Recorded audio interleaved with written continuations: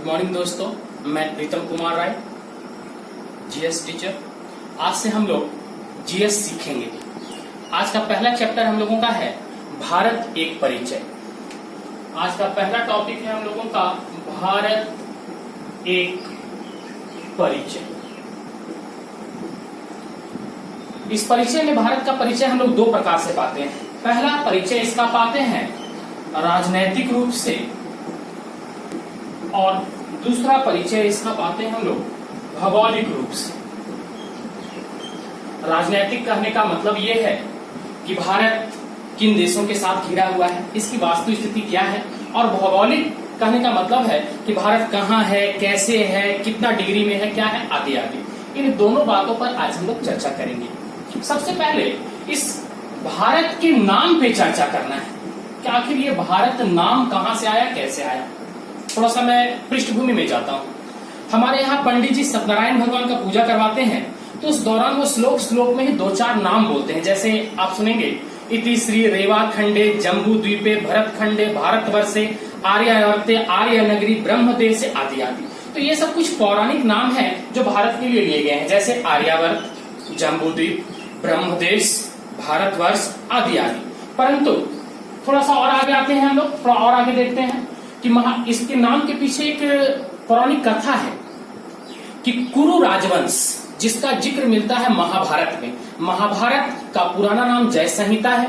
उस कुरु राजवंश के एक प्रतापी राजा हुए राजा दुष्यंत, और उनकी पत्नी का नाम था शकुंतला। उन दोनों से जो पुत्र उत्पन्न हुआ उसका नाम था भरत। वह बचपन से ही बड़ा तेज था। कथा उसके बारे में कि वह बचपन में ही शेर के मुंह में हाथ डाल के और उसके दांते गिनता था।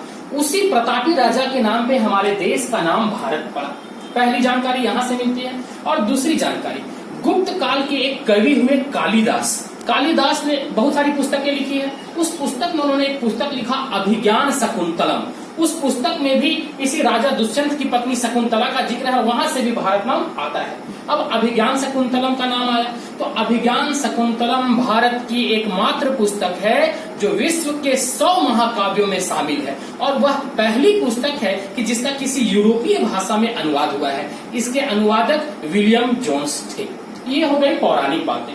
अब थोड़ा आधुनिक में आ जाते हैं हम लोग। तो आधुनिक क्षेत्र में हम लोग देखते हैं कि हमारे भारत के संविधान के अनुच्छेद 1 में, याद रखेंगे दोस्तों, एग्जामिनेशन में भी आ चुका है। भारत के संविधान के अनुच्छेद 1 में भारत के दो नाम दिए गए हैं, पहला इंडिया और दूसरा भारत। एग्जामिनेशन में आता है क्वेश्चन कि भारत के कितने नाम है कॉन्स्टिट्यूशनल, तो पहला इंडिया और दूसरा भारत। याद रखेंगे दोस्तों, एग्जामिनेशन में यह आएगा। थोड़ा आगे बढ़ते हैं। अब थोड़ा भारत की स्थिति देखते हैं।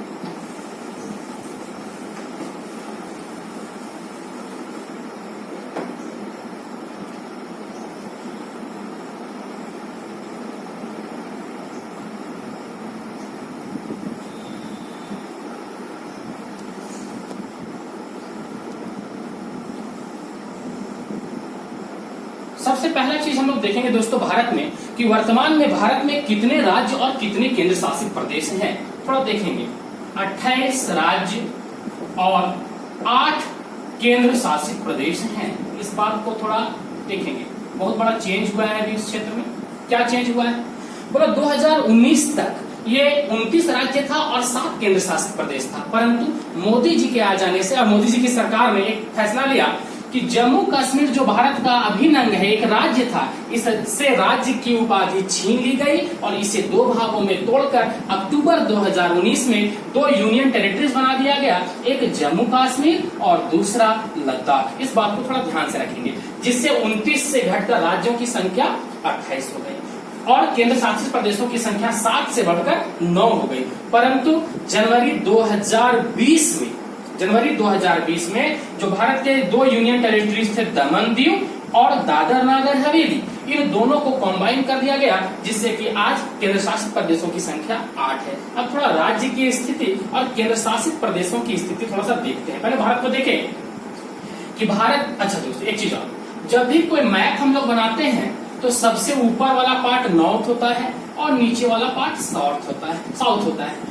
ये दाईं ओर वाला भाग ईस्ट होता है और ये बाईं ओर वाला भाग वेस्ट होता है। इस बात का ध्यान रखेंगे। अब इस फिगर के अनुसार, इसके अनुसार थोड़ा देखते हैं। भारत के पश्चिमी भाग में यहाँ अरब सागर है और भारत के पूर्वी भाग में यहाँ बंगाल की खाड़ी है।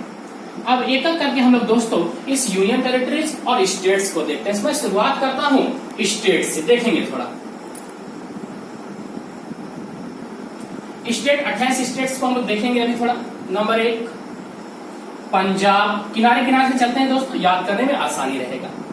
हरियाणा, राजस्थान, गुजरात, महाराष्ट्र, गोवा, कर्नाटक, केरल, तमिलनाडु, आंध्र प्रदेश, तेलंगाना, उड़ीसा, झारखंड, बिहार, पश्चिम बंगाल, उत्तर प्रदेश, उत्तराखंड, हिमाचल प्रदेश, मध्य प्रदेश, छत्तीसगढ़, सिक्किम, असम, अरुणाचल प्रदेश, नागालैंड, मणिपुर, मिजोरम, त्रिपुरा, मेघालय। ये भारत के 28 स्टेट मैंने आपके सामने रख दिया। ये फिगर में रखने का मतलब है कि आप पहले वास्तविक स्थिति देख लीजिए। एग्जामिनेशन में क्या होता है कि बहुत सारा क्वेश्चन पूछ देता है मैप से। मैप को पढ़ना बहुत जरूरी है। जीएस का विद्यार्थी का मैप बहुत तगड़ा होना चाहिए, बहुत अच्छा होना चाहिए। बराबर क्वेश्चन पूछता है, मैं देखता हूँ एग्जामिनेशन में। ये 7 सिस्टर्स के बारे में, 7 सिस्टर्स के बारे में आपको जानकारी होगी दोस्तों कि आसाम, अरुणाचल प्रदेश, नागालैंड, मणिपुर, मिजोरम, त्रिपुरा और मेघालय, ये 7 पूर्वोत्तर की 7 बहनें इनको कहा जाता है। इसमें सिक्किम शामिल नहीं है दोस्तों।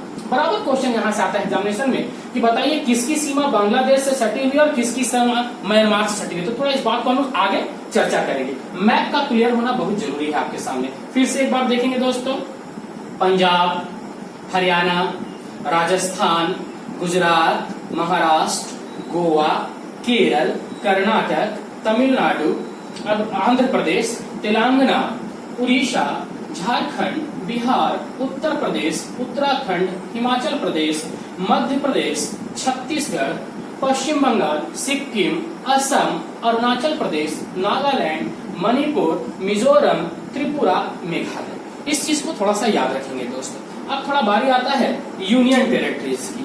अब यूनियन टेरिटरीज में हम लोग थोड़ा इन करेंगे, देखते हैं इसी मैप में थोड़ा सा देख लेते हैं।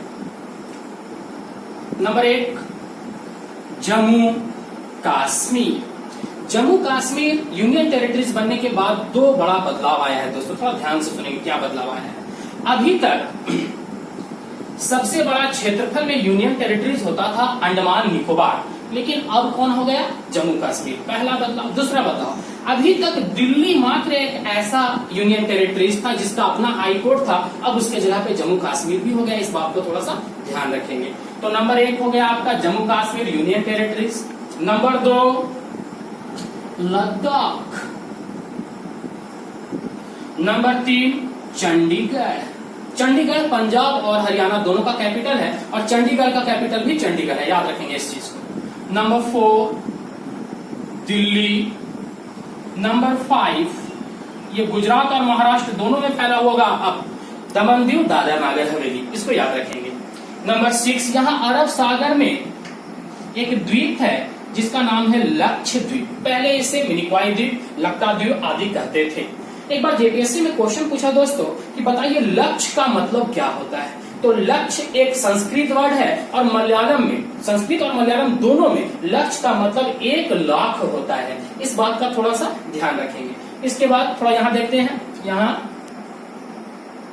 7th पुदुचेरी है और 8th यहाँ बंगाल की खाड़ी में स्थित अंडमान निकोबार है।